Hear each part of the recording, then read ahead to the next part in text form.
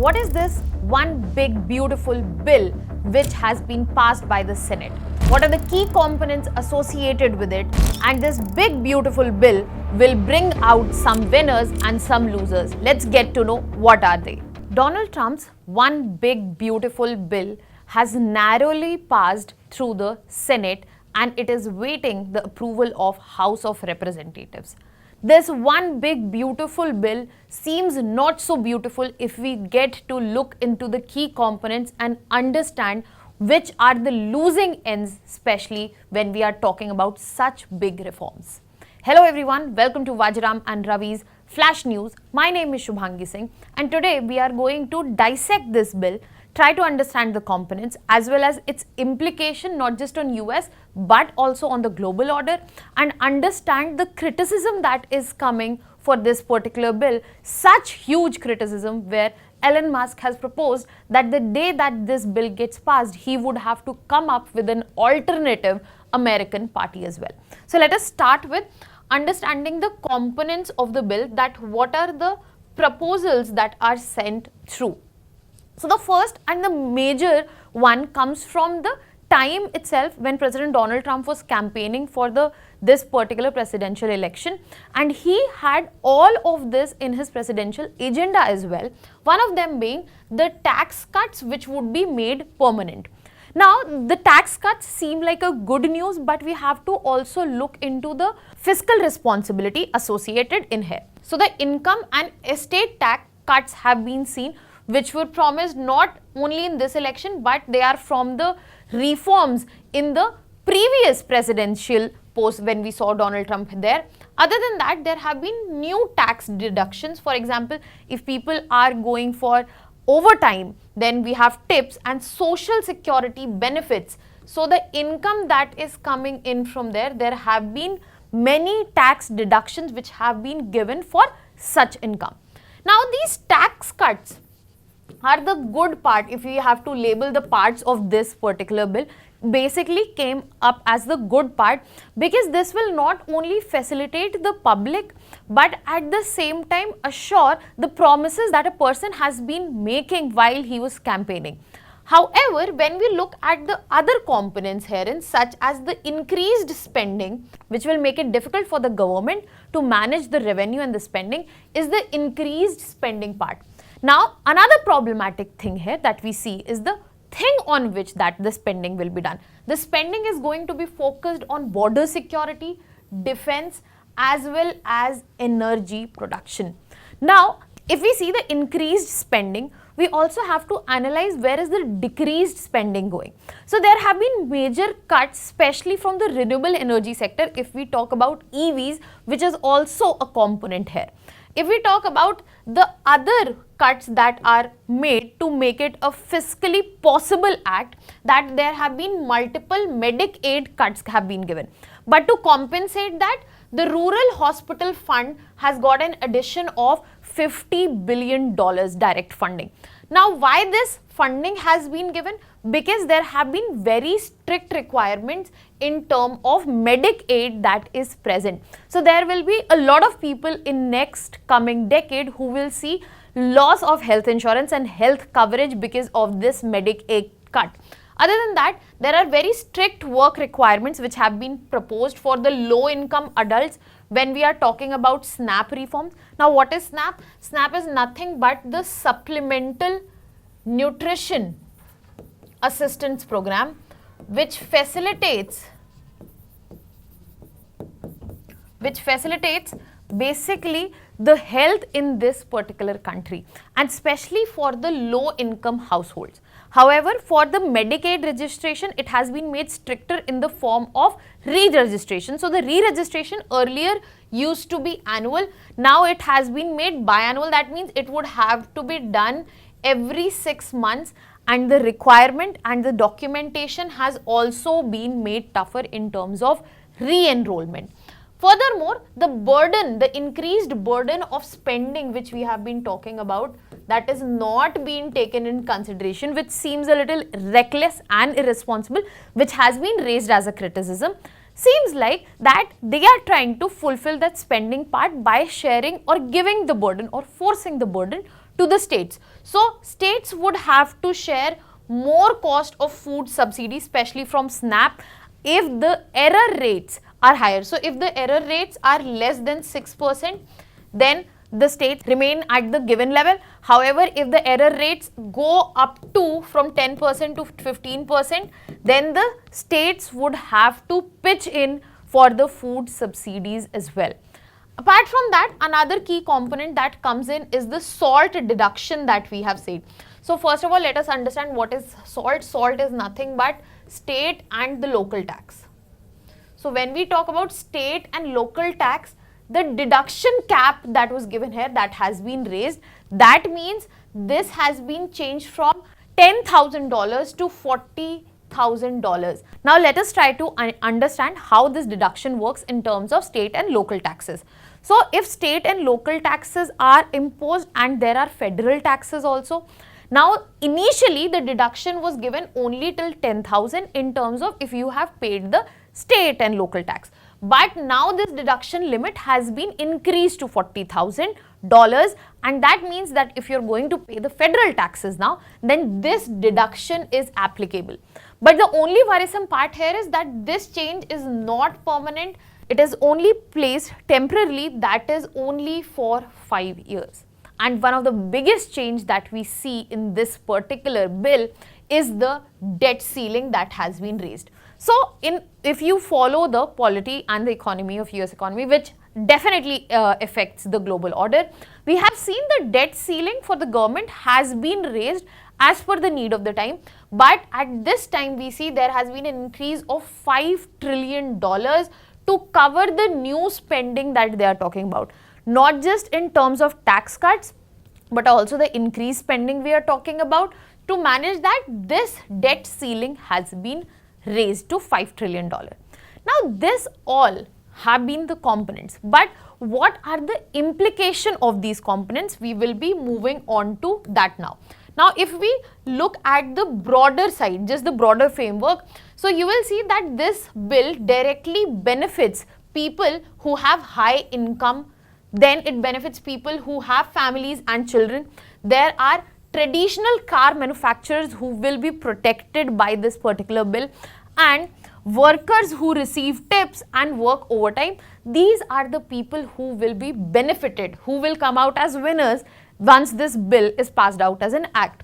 However, there are some losing ends that we talked about. So the food stamp recipients, especially under the SNAP program, would be suffering, would be at loss, because it would be placing a limit on the food stamps being given, the health coverage as well, and the Medicaid registration that I mentioned. So Medicaid beneficiaries are also on the losing out end. Similarly, because the traditional car manufacturers are getting the green end, the red end goes to the EV manufacturers, which is definitely going to hit the renewable energy sector in coming times. Now this was just a broad analysis to give you a picture, a peek into the fact that who are going to gain from this and who are the people who are going to lose on this end. Now let us understand the likely impacts that we are expecting for the US as well as the global economy. So one definite impact is going to be the increased fiscal deficit.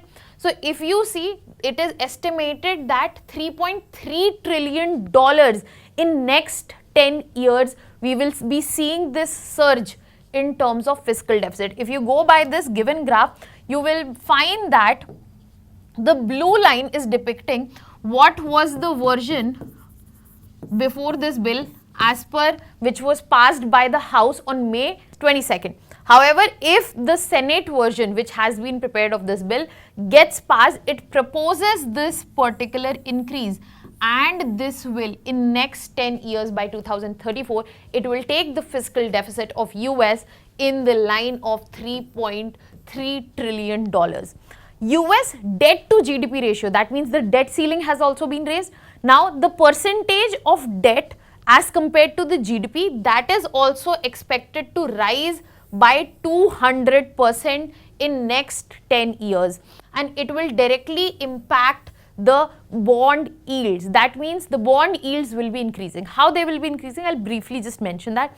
So let's just say US needs more debt, the government needs more debt, and they are taking that debt from the public, right? But because they are not being fiscally very responsible, lesser people would be interested.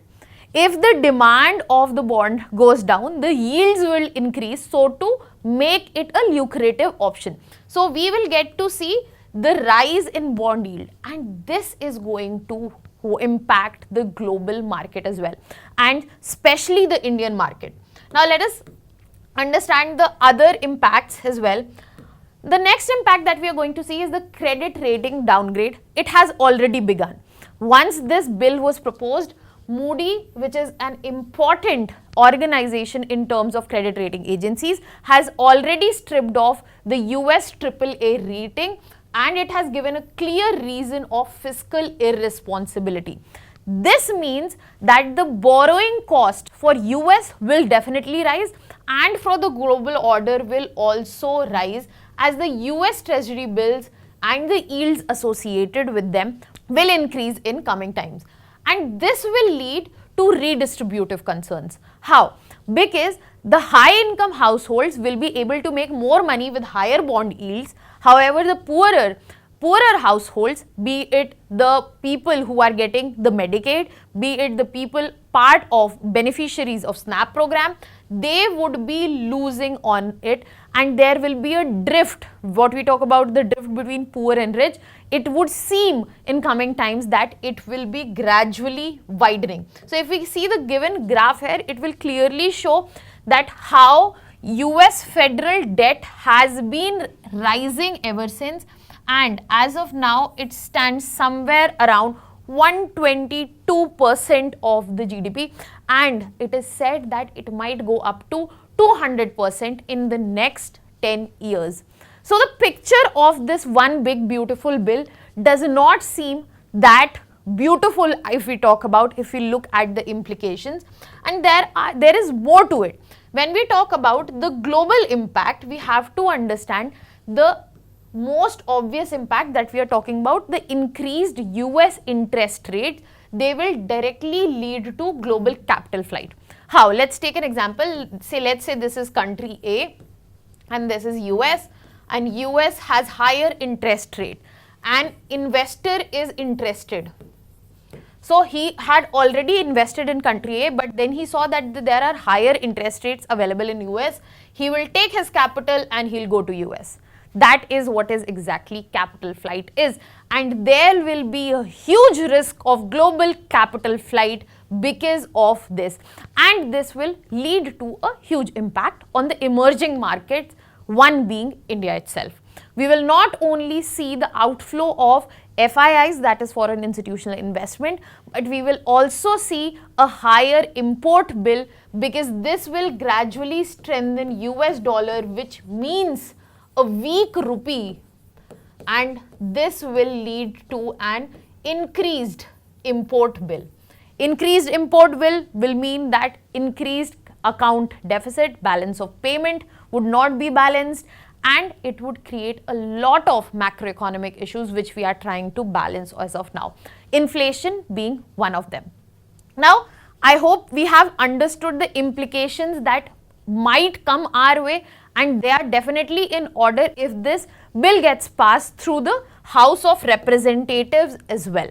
Now let us look into the people who are clearly against it, and for the very cause of it, that this kind of reform where we are turning everything upside down, we have to look into it. And this criticism is not only from the opposition of Republicans, that is Democrats, but its own members, now denounced members. Elon Musk has called that this particular bill is basically an insane spending bill which should not be signed up for, and he has clearly threatened that I'll go ahead and launch an American party, because this seems like a uni-party system in US, which is not definitely what we signed up in terms of the democracy that we see in US. Other than that, if we go for the economist view, Justin Wolfers, a very renowned Australian economist, he has clearly said that this is an anti-Robin Hood bill. That means you will be opposite of the Robin Hood, you will be robbing from poor and you will be facilitating rich. Other than that, there have been multiple criticism that we see, not just from the Democrats who have called it reckless as well as regressive, but also reports, and Freedom Caucus has highlighted that this is against the cause that we are working for together, and it seems that we are moving towards darkness. Now, I hope that you have got clarity on this whole bill and the components associated with it. Now, my question to you is that such hasty spending that we are talking about, but there are certain actually good reforms also. What are the good parts of this particular bill, and how do you think that can help the Indian economy in the global order? That was all for now. Thank you so much.